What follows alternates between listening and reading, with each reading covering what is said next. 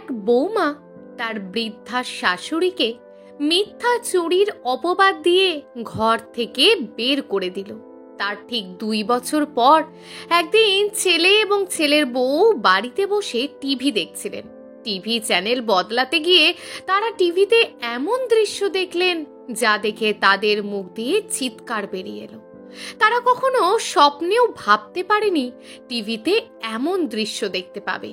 তো বন্ধুরা, সেই ছেলে এবং বৌমা কি এমন দেখেছিল টিভিতে যা দেখে তাদের মুখ দিয়ে চিৎকার বেরিয়ে এসেছিল?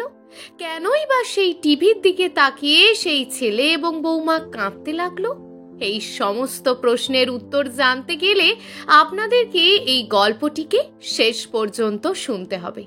আজকের এই গল্পটি অত্যন্ত শিক্ষণীয় হতে চলেছে, তাই গল্পটিকে অবশ্যই শেষ পর্যন্ত শুনবেন। গল্পটি শুরু করার আগে আপনাদের কাছে আমার একটাই অনুরোধ, আমাদের চ্যানেলে যদি নতুন হয়ে থাকেন তো দয়া করে আমাদের এই ছোট্ট চ্যানেলটিকে সাবস্ক্রাইব করে এগিয়ে নিয়ে যেতে সাহায্য করবেন।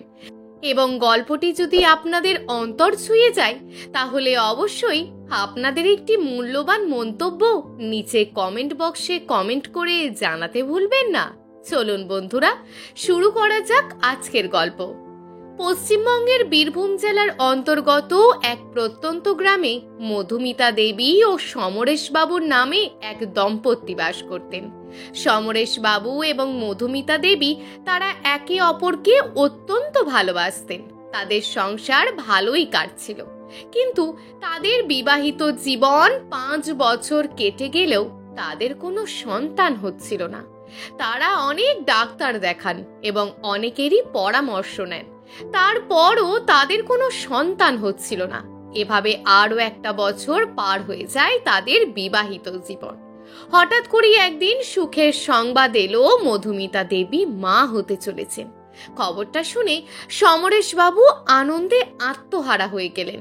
তিনি মধুমিতা দেবীকে কোলে তুলে নিয়ে ঘোরাতে লাগলেন এবং বলতে লাগলেন, ঈশ্বর আমাদের কথা শুনেছেন, তাই আজ তুমি মা হতে চলেছ।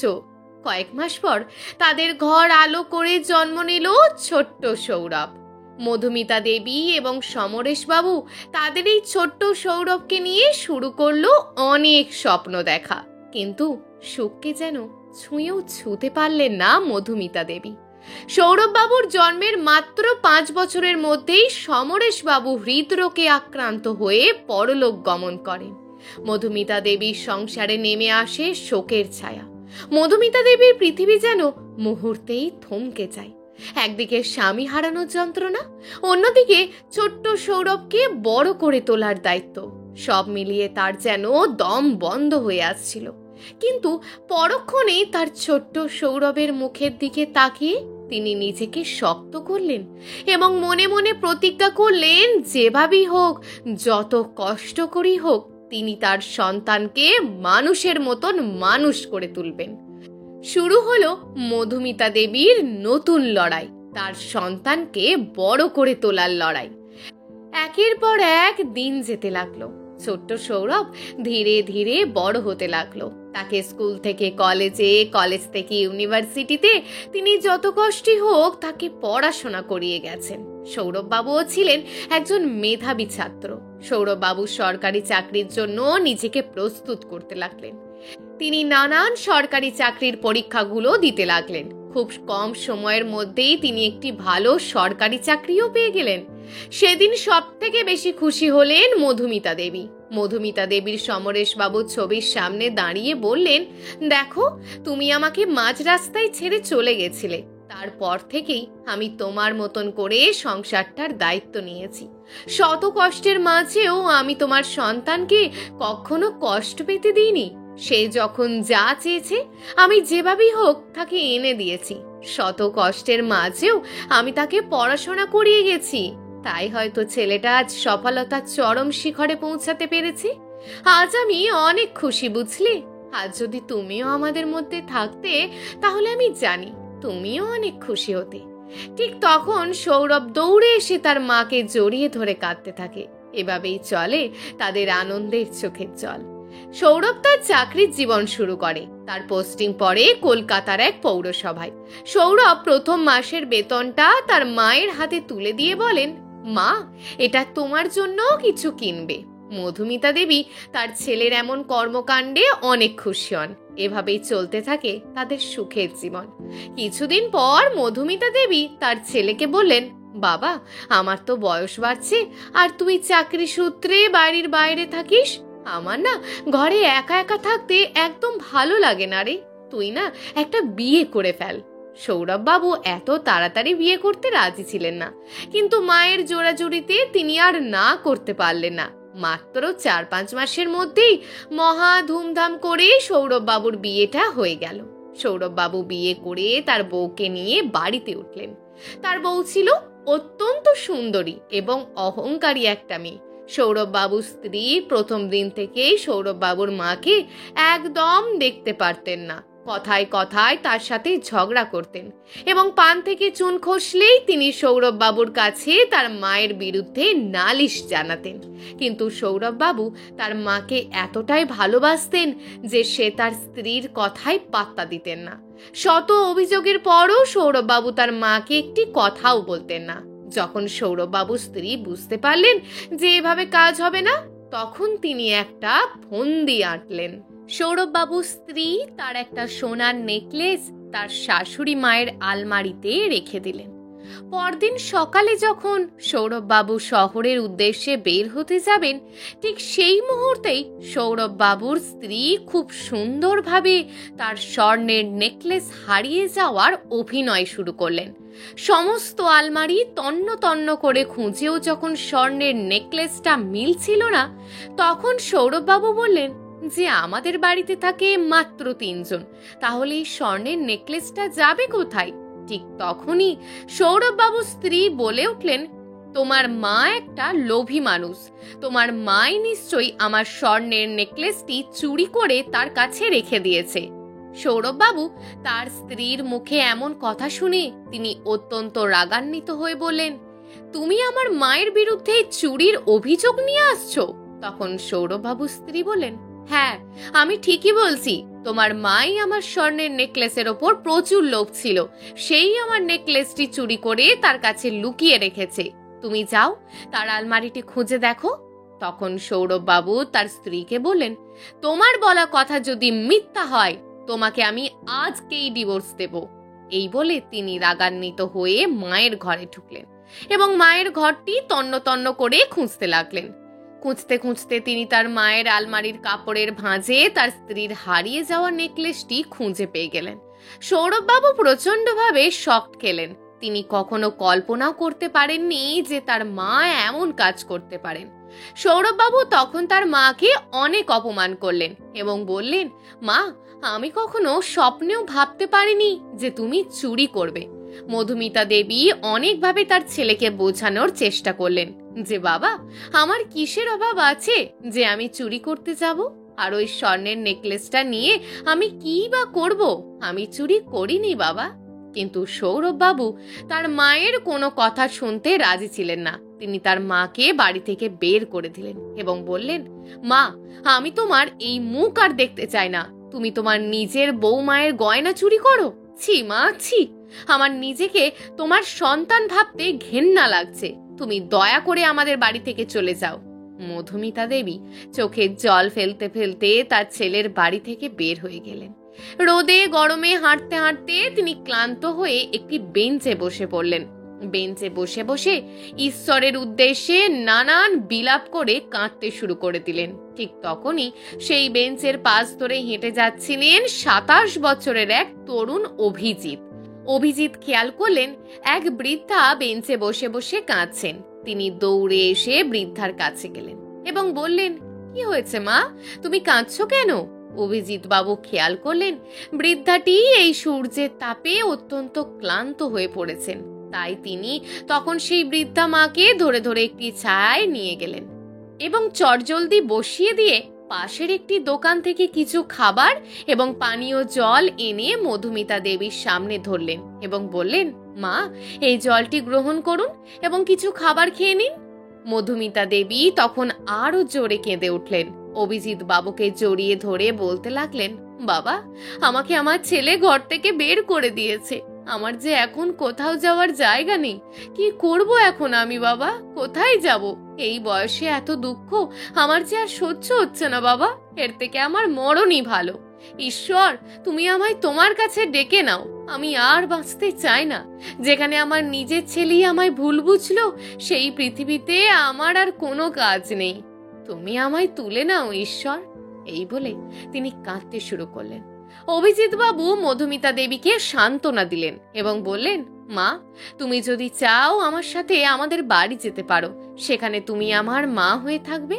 জন্মের পর থেকে আমি আমার মা বাবাকে কখনো দেখিনি, তাই আমি মায়ের আদর ভালোবাসা কেমন হয় তা আমি জানি না। মা, তুমি যদি আমার সাথে আমার বাড়িতে যাও তাহলে আমি অনেক খুশি হব। অভিজিৎ বাবু মধুমিতা দেবীকে সঙ্গে করে তার বাড়িতে নিয়ে যান। মধুমিতা দেবী প্রথমে রাজি না হলেও পরবর্তীতে অভিজিৎ বাবুর জোড়াজুড়িতে তিনি তার বাড়িতে যেতে রাজি হয়ে যান। অভিজিৎ বাবুর একটা ছোট্ট রেস্টুরেন্ট ছিল। তিনি সেখানেই নানান ধরনের ফাস্ট ফুড বিক্রি করতেন। এই ফাস্ট ফুড বিক্রি করে তিনি যা উপার্জন করতেন, তিনি তাই দিয়েই তার এবং তার মায়ের পেট চলে যেত। মধুমিতা দেবী সারা দিন বাড়িতে থাকতে থাকতে তিনি নিজেকে অনেক একা অনুভব করতেন। একদিন অভিজিৎ বাবু যখন রাত্রে দোকান বন্ধ করে বাড়ি আসলেন, তখন মধুমিতা দেবী তার ছেলেকে বাটিতে করে কিছু পিঠে খেতে দিলেন। সেই পিঠে খেয়ে অভিজিৎ বাবু আশ্চর্য হয়ে গেলেন। তিনি তার মাকে বললেন, মা, এত সুস্বাদু পিঠে আমি কখনো খাইনি। তুমি এত সুস্বাদু পিঠে কিভাবে বানালে? এ যে খুব সুন্দর হয়েছে মা। অভিজিৎ বাবু মধুমিতা দেবীকে বললেন, মা, তুমি না কাল সকালে এরকম পিঠে আমায় আরো কিছু বানিয়ে দিও। এগুলোকে আমার রেস্টুরেন্টে বিক্রি করব। দেখবে খুব বিক্রি হবে, কারণ এই পিঠে যে একবার খাবে তারই মুখে লেগে থাকবে। সে বারবার এই সুস্বাদু পিঠে খেতে আসবে। পরদিন সকালে মধুমিতা দেবী খুব যত্ন করে আরো কিছু পিঠে বানিয়ে দিলেন।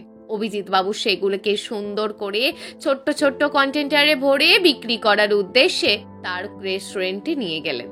ঈশ্বরের আশীর্বাদে সেই পিঠেগুলো যেই খাচ্ছিল সেই খুব নাম করছিল তার। কাস্টমাররা পিঠে খাচ্ছিল আর বলা বলি করছিল, এই যে সাক্ষাৎ মা অন্নপূর্ণা দেবীর হাতের তৈরি পিঠে, না হলে এত সুস্বাদু হয় কি করে? প্রথম দিনই তাদের তৈরি করা সমস্ত পিঠে বিক্রি হয়ে গেল এবং সেখান থেকে অভিজিৎ বাবু বেশ মোটা টাকা ইনকাম করলেন। অভিজিৎ বাবু বাড়ি ফিরে গিয়ে সেই সমস্ত টাকা তার মাকে দিলেন এবং বললেন, মা, বলেছিলাম না তোমার হাতে জাদু আছে। যেই একবার তোমার পিঠে খাচ্ছে সেই তোমার খুব সুনাম করছে। তুমি জানো তোমার তৈরি পিঠে আজ সব বিক্রি হয়ে গেছে। আর এই দেখো, তোমার তৈরি পিঠেগুলো বিক্রি করে আমি কত টাকা উপার্জন করেছি। এই নাও, এই টাকাগুলো তোমার কাছে রেখে দাও। এগুলো যে তোমার উপার্জন মা। তখন মধুমিতা দেবী অভিজিৎ বাবুকে বললেন, বাবা, টাকা নিয়ে আমার কি কাজ বল? এগুলো তুমি তোমার কাছে রেখে দাও। এগুলো দিয়ে তুমি আবার পিঠে তৈরির সামগ্রী কিনে আনবে। আমি সেগুলো দিয়ে আবার খুব যত্ন করে পিঠে বানিয়ে দেব। সেগুলোকে তুমি আবার তোমার দোকানে বিক্রি করবে।